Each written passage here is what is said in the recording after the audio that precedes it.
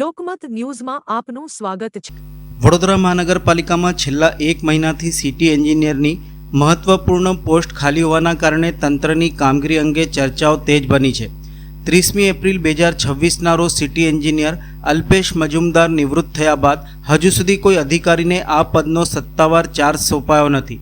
મહાનગરપાલિકામાં સિટી એન્જિનિયરનું પદ અત્યંત મહત્વપૂર્ણ માનવામાં આવે છે। શહેરમાં રોડ, રસ્તા, bridge, drainage, storm water line, પાણી પુરવઠા અને અન્ય ઇન્ફ્રાસ્ટ્રક્ચર પ્રોજેક્ટની ટેકનિકલ દેખરેખ અને માર્ગદર્શનની મુખ્ય જવાબદારી આ વિભાગ સંભાળે છે। કરોડો રૂપિયાના વિકાસ કામોમાં ટેકનિકલી મંજૂરી અને ગુણવત્તા નિયંત્રણમાં પણ સિટી એન્જિનિયરની મહત્વપૂર્ણ ભૂમિકા રહેતી હોય છે। સાથે ટેન્ડર પ્રક્રિયામાં પણ સિટી એન્જિનિયરનો સમાવેશ અગત્યનો માનવામાં આવે છે। વિવિધ ટેકનિકલ સમિતિઓમાં સિટી એન્જિનિયર મુખ્ય અધિકારી તરીકે નિર્ણાયક ભૂમિકા ભજવે છે। ત્યારે હાલ આ પદ ખાલી હોવાથી ટેન્ડર ક્લિયરન્સ, ફાઇલ મંજૂરી અને વિકાસ પ્રોજેક્ટની પ્રક્રિયામાં વિલંબ થવાની સંભાવનાઓ વ્યક્ત થઈ રહી છે।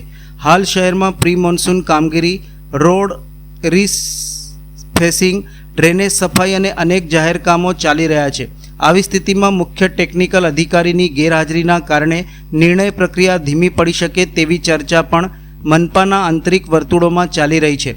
હવે સૌની નજર એ બાબત પર છે કે મહાનગરપાલિકા તંત્ર આ મહત્વપૂર્ણ પોસ્ટ માટે ક્યારે નવી નિમણૂક કરે છે, કારણ કે મુદ્દો માત્ર એક અધિકારીની ખાલી ખુરશીનો નથી, પરંતુ શહેરના વિકાસ કામોની ગતિ અને જવાબદારી સાથે સીધો જોડાયેલો છે।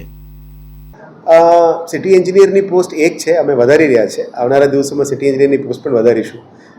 જે રીતનું બાકીના સિટીઝમાં 2-3 સિટી એન્જિનિયર્સ થઈ રહ્યા છે, એમાં પણ ઓપરેશન, પ્રોજેક્ટ્સ આ બધું અલગ અલગ કરવું પડશે, જેથી કરીને વીએમસીમાંથી જે લોકોનું પ્રમોશન મળવું જોઈએ એમાંથી પણ એક સિટી એન્જિનિયર મળે અને એક બહારથી આવતા ડાયરેક્ટ રિક્રુટ સારા પ્રોજેક્ટ્સ પણ કરી શકાય એવા બાબતો તૈયારીઓ છે। એ એટલે ઝોનલ નવું બોડી આવ્યા પછી અમે જે આરઆર ચેન્જ કરવાનું મોકલ્યું છે એ પણ બોડીમાં પાસ કરવાની બાકી છે। એટલે રિક્રુટમેન્ટ રૂલ્સ, ભરતી એ તમામ once body comes we will take it ahead. વડોદરાની હિત માટે જે પણ પગલાઓ લેવું પડે, મેન પાવર ક્વોલિટી ઇમ્પ્રૂવ કરવાનું, સારા નિર્ણય લેવા માટે, જવાબદારીપૂર્વક કામ કરવા માટે જે પણ નિર્ણય લેવામાં આવશે એ અમે આગળ લઈ જવા।